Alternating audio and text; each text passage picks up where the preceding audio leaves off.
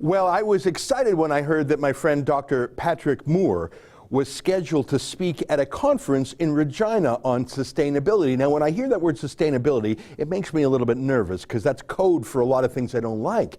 But in the case of Dr. Moore, a co-founder of Greenpeace, he thoughtfully works through, well, what does sustainable energy mean? And often that means atomic energy. And that's perfect for Saskatchewan with their uranium reserves. You know, atomic energy is so safe that whole Fukushima earthquake and tsunami, only one death was attributed to that event. And the reason I mention that is that the scaremongering around nuclear energy is false and disproportionate to the facts. In any event, let the man speak. Dr. Moore was one of 45 speakers scheduled for this Regina conference, but then the media party heard about it, and they can't stand the idea of one dissenting voice, even in a room of 45. So the media and some censorious professors got a bit of an online mob going, and in the end, the mayor of Regina fired Dr. Moore from the conference, deplatforming him, canceling a contract for him to speak. Well, I called up Dr. Moore and I said, let's have that speech anyways. And yesterday, I'm pleased to say, we signed a contract with the Connexus Arts Center, which is a large convention facility in Regina, and they have agreed to host an event on May 19th, on the eve of the city's conference. We've signed the contract. We're going to keep ticket prices very low, $25 a head. And everyone's invited. We are re-platforming Dr. Moore after the deplatforming. And I'm pleased to say that Dr. Moore joins us now via Skype. Great to see you, Dr. Moore. I'm so excited, and thank you for agreeing to speak after all in Regina. I guess you never disagreed. It was the city that disagreed.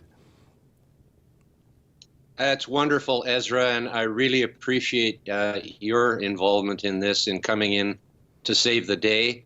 I felt a bit bad about being deplatformed. When I really looked into what the subject of the conference was, though, I was sort of happy I didn't have to go to it, because the objective of this conference is how to make the city of Regina 100% renewable by 2050. So it's just a bunch of virtue signaling as far as I'm concerned. First off, even if you were trying to do it by 2100, it's impossible to make a whole city renewable. Like, what are they going to do? Say that you can't have steel and concrete, which is non-renewable, in buildings, like city buildings? Are they going to have solar-powered fire trucks? Yeah. Are they going to ban fossil fuels inside the city limits? What are they going to talk about? 100% renewable city by 2050, and most of them will be in nursing homes by that time anyways. So, like, what is the point of talking about 2050? Maybe they should have some goals for the next 10 years. That would be a reasonable thing to do, and not 100%, but maybe finding some cost-effective renewable solutions. There's nothing wrong with that, but the agenda that they have chosen for themselves is just a bunch of grandstanding. And then they decide that they don't even want me to come and talk to them about some of the opinions I have on this subject. So, and I speak in conferences all around the world, and yet they felt that they should listen to a bunch of whining activists about why I shouldn't be allowed to talk. Yeah. Well, I've had the pleasure of hearing you speak. A few years ago, you spoke on one of the cruises we did. I learned so much from you because you come across as someone who deeply, deeply cares, and a lot of environmentalists have that part down pat. But you also put your brain in gear, so you say, well, if we deeply care, let's be thoughtful about this, and here's how to do it. I was riveted by your presentations on the cruise that we did, and I really think that conference is going to miss out by not having you. But it's just so infuriating to me, even if you're wrong, and I think you're right, and even if you're really wrong, so what? You know, have a debate. Let people ask you questions. I don't understand this new thinking that if people say you're wrong, well, then you can't even have a platform, especially at a conference where there's 45 speakers. That's the part I don't get. Dr. Moore, what bugged me the most was professors in Regina were calling for you to be silenced. Shouldn't a professor have said, well, I don't like what he's saying and I'm going to go and ask him my toughest question? Like, what's with this new cancel culture? Well, I think it's a very simple definition of totalitarianism. Unwilling to entertain any view that is even slightly different than your own, and basically wanting to banish anyone who has a different opinion or a different facts or different points of view. And that's exactly what non-learning is about. My mom taught me when I was a kid that I should not stop learning just because I become an adult, that lifelong learning is the best way to go through life. And I have followed that all my life, that I think I learn 5 or 6 new things every day because I read extensively. I use the internet for my research mostly, and I keep up with everything in my topic, which is basically ecology, of which climate change is a piece. And people are making out as if climate change is the biggest issue in the whole universe, when in fact there are other subjects that are interesting too. But climate change is a very interesting subject. It's probably one of the most complex systems on the planet because it involves all of the earth and all of the air and all of the water and all of the life. And when you think of how many relationships and complex interrelationships there are among all those different components of our Earth system, people who have simple answers like, oh, CO2 is the main driver of global climate change, is just too simple. It's not that simple. It couldn't possibly be. There's so many other factors involved. And so I like to have a conversation about these things, and I don't appreciate it when people just tell me to buzz off. Yeah. Well, one of the most irritating parts of the mob that came for you is this story in Regina's newspaper of record called the Regina Leader Post. And this headline really bugs me. They called you a climate denier. I hate that because that's tapping into the emotional power of Holocaust denier. When someone's a denier, it's like you're a liar, you're immoral. Not only is that inappropriate language because it implies that you're evil, but it's false. I've seen your presentation. Half of what you talk about is climate change and how the climate always changes, and you try and explain it. You're not a climate denier. This was the stupidest thing, and that reporter, instead of smearing you, should come and listen to you, learn what you actually stand for, maybe learn a little bit of science, and if he has a real question, he should put it to you. The fact that idiots like that would silence you shows all the more how you need to be given a platform to speak, to teach him. Yes, it's really quite sad state of affairs that it's come to when people really believe that they have a right to stop you from your free speech, especially after you've been invited by the city with a formal contract, and you've made your plans to have that day at that conference, and then just because a bunch of I guess, I don't know what you'd call them. Bullies. Maybe they're the I'd call them bullies. Doctor, I mean, we talk about don't give in to bullies. Bullying isn't right. We're trying to teach kids not to bully. What was this other than some mean girls saying he's not part of our cool club, we have to ban him, don't sit with him at lunch. Oh, you want, like, it was exactly what the whole anti-bullying thing was supposed to be against. And here we have the civic leaders, the city elders of Regina, shutting you up because they didn't even know what you stand for. It was pure bullying and cowardice. I'm so mad at them, but I'm thrilled that you're coming. Let's talk about the event itself. It's on May 19th, which is the night before the Regina conference that banned you. I think that's great because that way, hopefully in that morning's newspapers, they'll have the real story of what you actually said. And the people going to the other conference can learn what they missed out on. What do you think? Well, you know, I think it's wonderful. I think it's a preemptive strike, and I think it's strategically a very good outcome from what was a disappointing situation.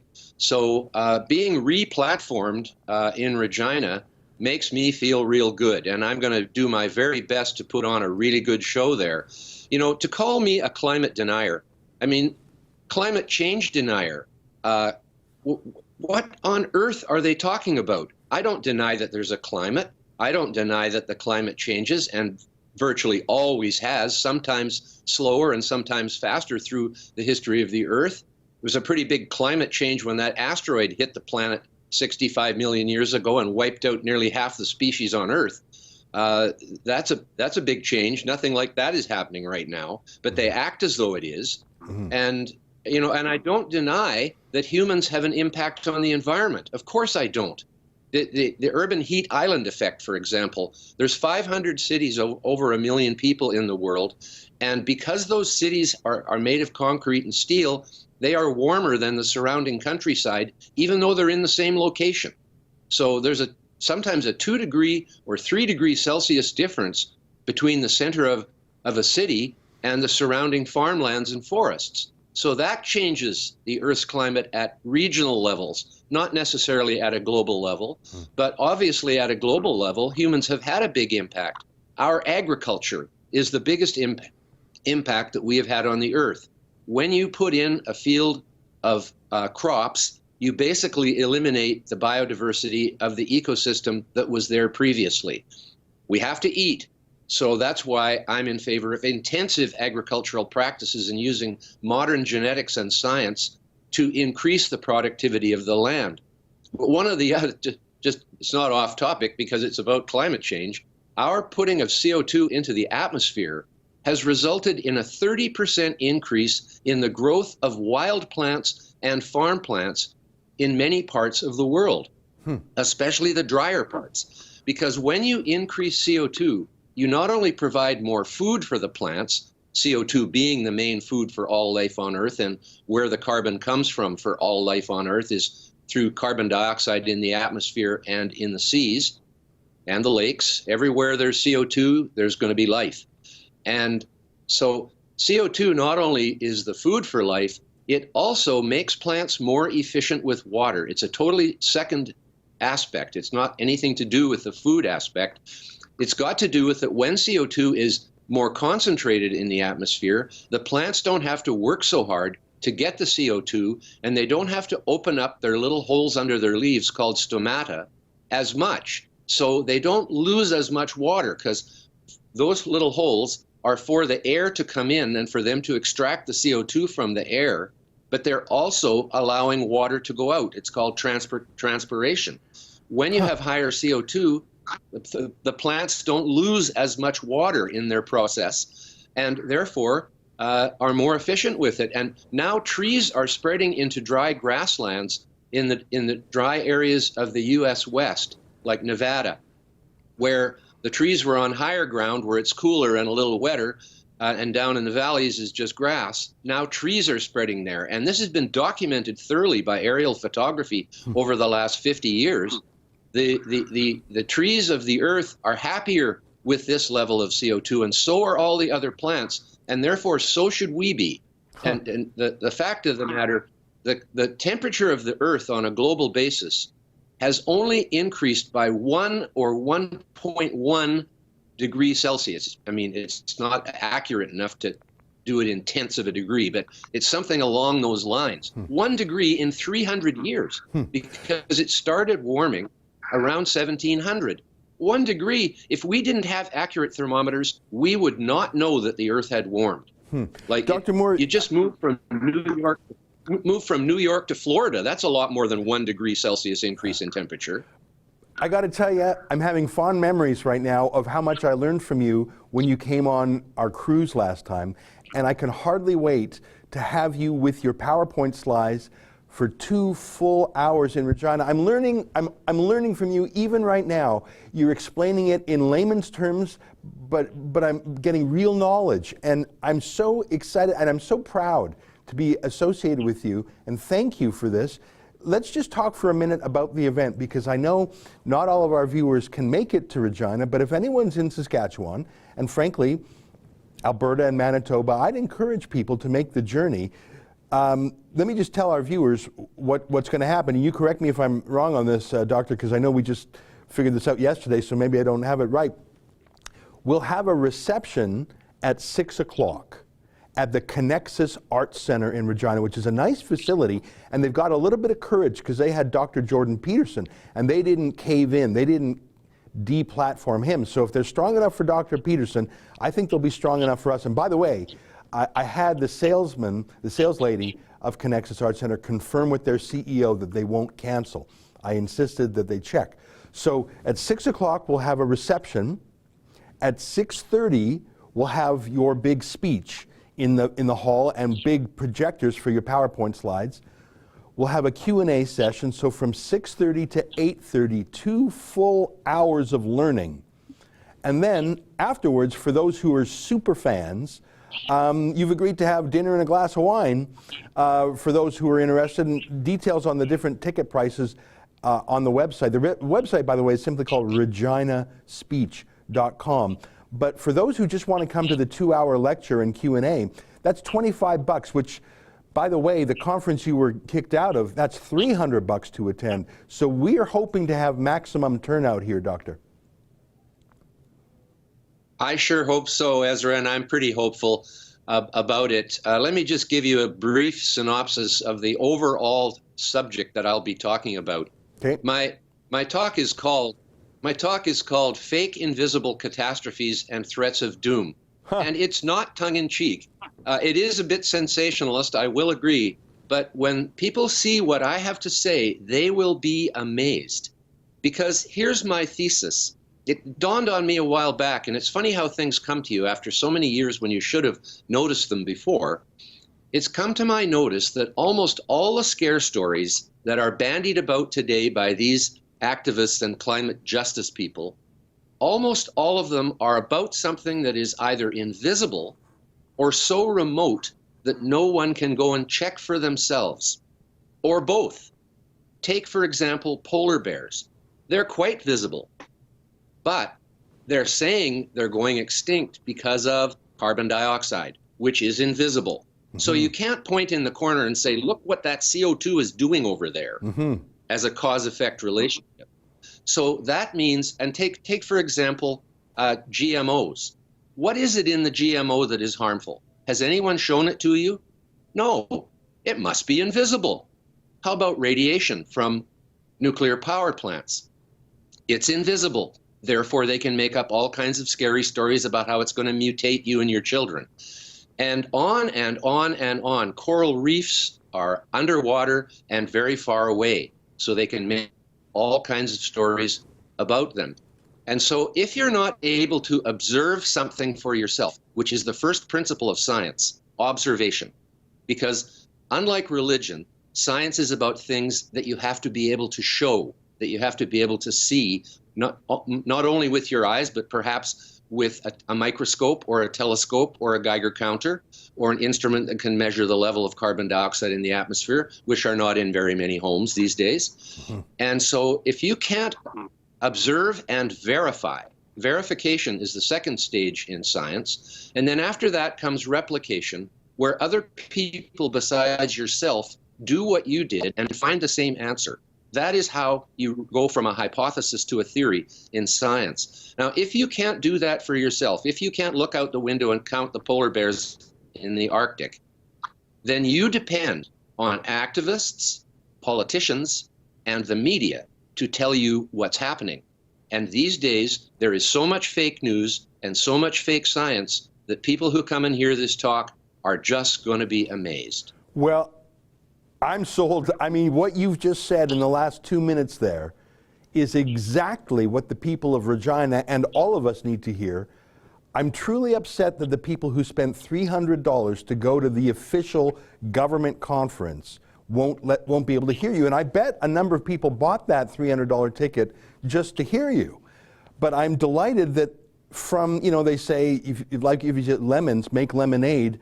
Instead of you just having 1 hour to talk, now you'll have 2 hours. Instead of just having a smallish room to speak in, we're going to a very large venue. So from a bad thing, maybe a very good thing can come. And all the publicity of you being fired and deplatformed and canceled, maybe that publicity can attract people to say, hey, what is it that they don't want me to see? Let me see for myself. I might have a question for Dr. Moore. I'm going to put it to them. I'm going to put my toughest, like, I think that out of this terrible deplatforming, which is anti-scientific and anti-freedom, maybe a great thing can come. And I just want to invite all our viewers from across the country, frankly, if you can make your way to Regina, even from Calgary, Edmonton, Winnipeg, even Toronto, Vancouver, I recommend it. Go to reginaspeech.com. Tickets start at $25 for the general admission, and there's other fancier things like a VIP reception and dinner afterwards. Dr. Moore, let's check in again between now and the event, and we'll give you an update on how ticket sales are going. I really want our people to come to learn from you, but I also want them to come as a signal to censors and bullies and cowards that they can't stop your ideas by deplatforming. And we are replatforming you, and I want this place packed as a signal and a symbol. So I'm very proud to be associated with you, and thank you for slumming it with us here at Rebel News. I think this is going to be a great event. Thank you for doing it. Ezra, I think there are a lot of people out there who are sick and tired of the cancel culture and the bigotry of these people who are basically anti-free speech. And I think this story is a very good story. I want to thank you a great deal for jumping right in there as soon as you saw what happened to me and making this thing a silk purse out of a sow's ear. And this is going to be a good event. I just know it. I feel it in my bones. We've got lots of time to prepare for it. It's not until May the 19th, and we're going to build a big audience, and we're going to put on a big show, and it's going to show them something that they've never seen before. Well, thank you, my friend. You've put me in a great mood. I was very upset on Friday night when I heard the news. And by the way, canceling you on a Friday afternoon shows cowardice also, to try and get it lost in the news cycle. So I remember I called you right up. I was very down in the dumps that day, and today I feel on top of the world, and I hope you do too. Lots of love from us here at Rebel News to you, and we'll see you in May, my friend. See you then, Ezra. Thanks a lot. All right. Well, this is going to be great. There's our friend, Dr. Patrick Moore. I feel smarter just from this short interview we've had. Imagine 2 hours of his full PowerPoint presentation and a question and answer session. You really should go to reginaspeech.com, and if you can adjust your schedule to make your way to Regina on May 19th, I know because I've seen his larger presentation, an earlier topic before, and I was riveted. I know this is going to be a very special night, so I hope to see you there, reginaspeech.com. That's an excerpt from the Ezra Levant Show, which is a show I do every day. I do a monologue, interview an interesting guest, and then I read my hate mail. But you've got to subscribe to it, which you can do at premium.rebelnews.com.